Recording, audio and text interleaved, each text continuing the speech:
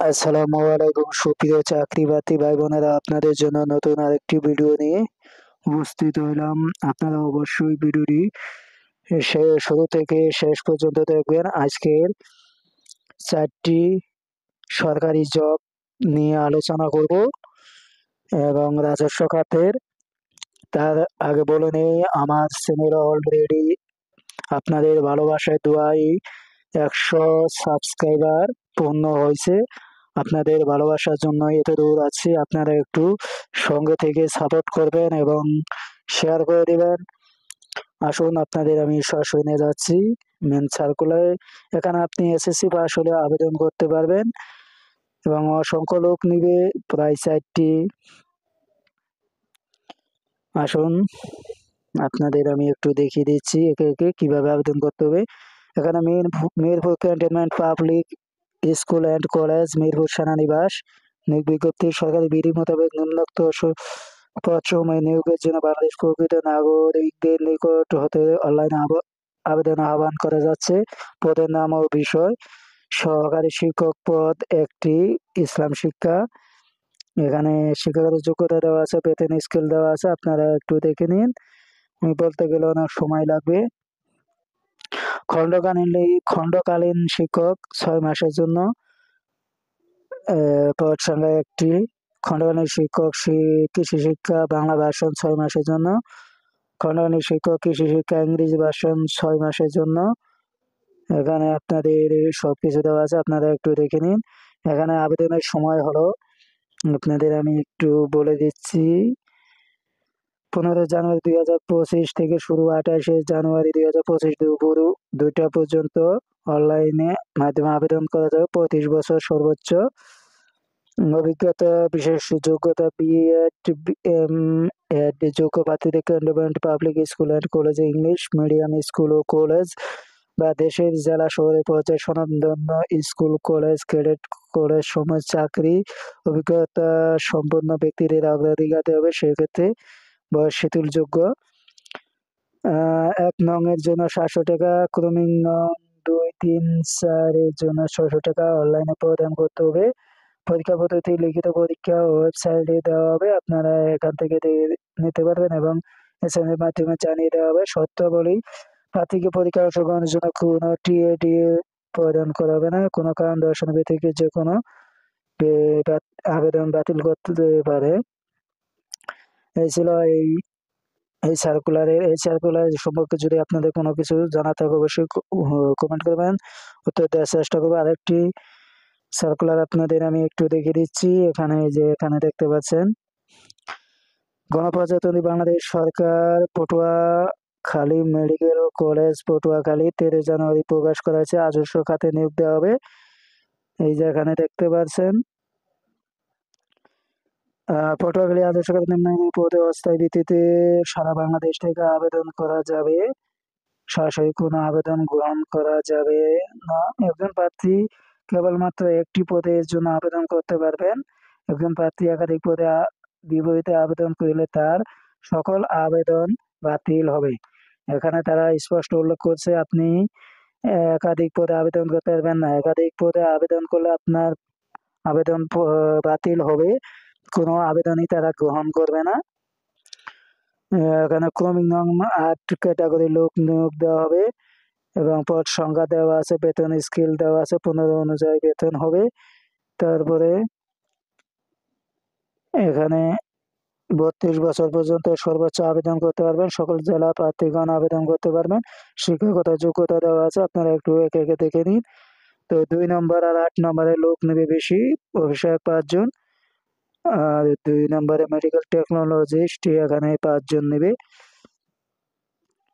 তারপরে আবেদনের সময়সীমা: আবেদন 18 থেকে 32 বছর পর্যন্ত আবেদন করতে হবে। 4/2/2025 তারিখে আপনার 18 থেকে 32 বছর হতে হবে।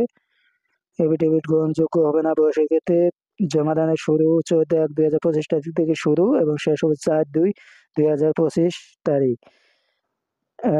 সময় কিন্তু বেশি নেই, আপনারা একটু সময় নিয়ে তাড়াতাড়ি আবেদনটা করে নিন। এখানে 1 ও 2 নংয়ের জন্য 150 টাকা, সার্ভিস চার্জ 18 টাকা। 3 ও 2 নংয়ের জন্য দুই 3 ও 7 নং এর জন্য 100 টাকা, সার্ভিস চার্জ 12 টাকা। 8 নং এর জন্য 50 টাকা, সার্ভিস চার্জ 6 টাকা, 56 টাকা যাবে আপনার। আপনাদের যদি আরো কোনো কিছু জানার থাকে অবশ্যই জানাবেন। নিয়োগ বিজ্ঞপ্তি পত্রিকা ছাড়া পটুয়াখালী মেডিকেল কলেজ ওয়েবসাইটে প্রকাশ করা হবে। আপনারা এখান থেকে দেখে নিন। শূন্যপদ পূরণের কোটা সম্পর্কিত সরকারি নীতিমালা যথাযথভাবে অনুসরণ করা হবে। অনলাইনে আবেদন এবং টাকা জমা দানের কাজটি প্রার্থী নিজে করবেন। এক্ষেত্রে অন্য কোনো মাধ্যম হতে উক্ত কাজটি সম্পন্ন করে প্রার্থীকে প্রতারিত হলে কর্তৃপক্ষ দায়ী হবে না। এই ছিল আপডেট। এই আপডেটে যদি এই সার্কুলার সম্পর্কে আপনাদের কিছু জানার থাকলে অবশ্যই কমেন্ট করবেন, ওই রিপ্লাই দেওয়ার চেষ্টা করবো। এগুলো পরীক্ষা কিন্তু তাড়াতাড়ি হয়ে যাবে। আরেকটি সার্কুলার আপনাদের আমি এখানেও, এটি সরকারি চাকরি গণপ্রজাতন্ত্রী বাংলাদেশ সরকারের 2003 সালে সনের 47 নং আইন দ্বারা প্রতিষ্ঠিত বিএসএমআর মেরিটাইম ইউনিভার্সিটি বাংলাদেশের জন্য নিম্নবর্ণিত পদসমূহে কর্মকর্তা ও কর্মচারী লক্ষ্যে প্রকৃত বাংলাদেশের নাগরিকদের নিকট হতে আবেদনপত্র আহ্বান করা যাইতেছে।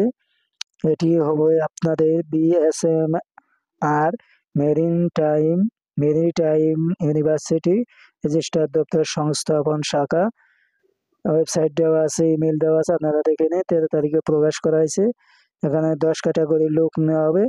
8 নম্বরে সবচেয়ে বেশি লোক নেবে। 8 নম্বরে লোক নেবে হলো অফিস সহকারী কাম কম্পিউটার প্রসেসর, 13তম গ্রেড।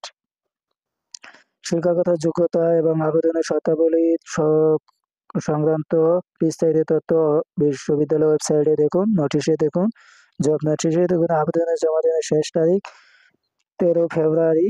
বিশ্ববিদ্যালয়ের স্থায়ী ক্যাম্পাস চট্টগ্রাম 5 নং মহড়া ওয়ার্ডে কালুঘাট এলাকা, থানা বন্দর, জেলার নির্মাণাধীন। আরো এখানে আপনাদের এই যে এখানে আমি ডান সাইডে লেখা আছে মন্তব্য, এখানে আপনাদের ওয়েবসাইটে গিয়ে সব দেখতে পারবেন।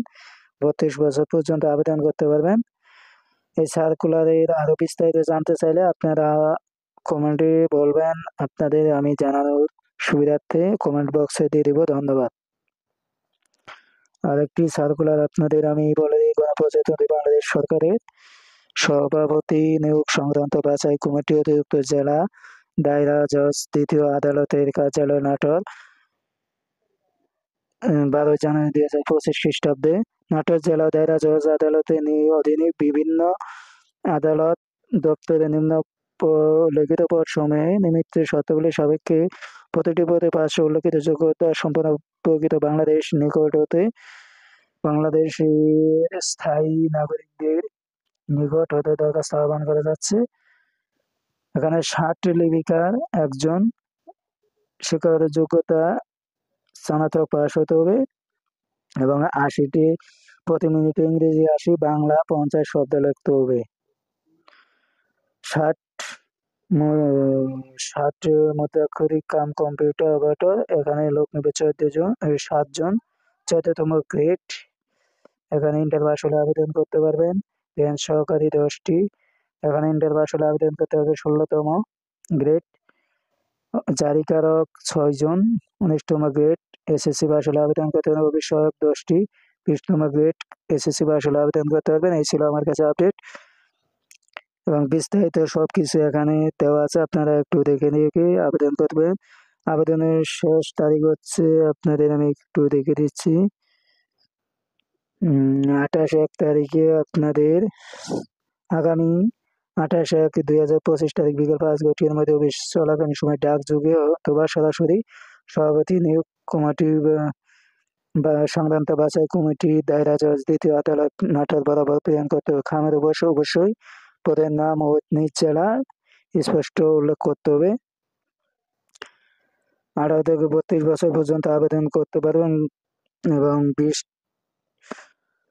তাদের আরো কিছু ঠিকানা দেওয়া আছে এখানে। প্রথম শ্রেণী গেজেটেড কর্মকর্তা 5 নম্বরের নিয়ম কানুনগুলো বলে দিই। প্রথম শ্রেণীর গেজেটেড কর্মকর্তা কর্তৃক সত্যায়িত শিক্ষাগত যোগ্যতা সকল সনদের ষাটলিপি কম্পিউটার কোর্সের সনদ কোটায় আবেদনের ক্ষেত্রে সত্যায়িত অনুলিপি প্রযোজ্য, ক্ষেত্রে জাতীয় পরিচয়পত্র জন্ম নিবন্ধনে সনদের অনুলিপি এবং সদ্য তোলা পাসপোর্ট সাইজের রঙিন ছবি এখানে জমা দিতে হবে। আপনারা একটু এখান থেকে দেখে দেখে আবেদন করবেন এবং 20 টাকার একটি ডাক টিকিট পাঠাবেন ফিরতি SMS পাওয়ার জন্য। ধন্যবাদ। গত 12/1/2020 তারিখে দৈনিক প্রথম আলো, দৈনিক উত্তরবঙ্গ পত্রিকায় প্রকাশিত নিয়োগ বিজ্ঞপ্তির মূলে আবেদনকারীকে পুনরায় আবেদন করার আবশ্যকতা নেই, তবে বয়সকালে অন্য পদে আবেদন করতে পারবেন। আপনারা যারা 2020 সালে আবেদন করছেন তাদের আবেদন করা প্রয়োজন নেই, তবে যদি আপনাদের বয়স থাকে তাহলে আগে যে পদে আবেদন করেছিলেন তিনি অন্য পদে আবেদন করতে পারবেন। একজন ব্যক্তি চাইলে একাধিক পদে আবেদন করতে পারবেন, তবে সকল পরীক্ষা একই তারিখে একই সময় অনুষ্ঠিত হবে। এ কথাটি আপনারা মনোযোগ দিয়ে শুনেন। আপনি যদি 2টি পদে আবেদন করেন তবে একই তারিখে একই সময় অনুষ্ঠিত হবে সব পরীক্ষা। আপনারা একটু বিবেচনা করে আবেদন করবেন। ধন্যবাদ। এই ছিল আমার কাছে আপডেটগুলো যদি ভালো লাগে থাকে অবশ্যই চ্যানেলটি সাবস্ক্রাইব করবেন, শেয়ার করে দিবেন। ধন্যবাদ।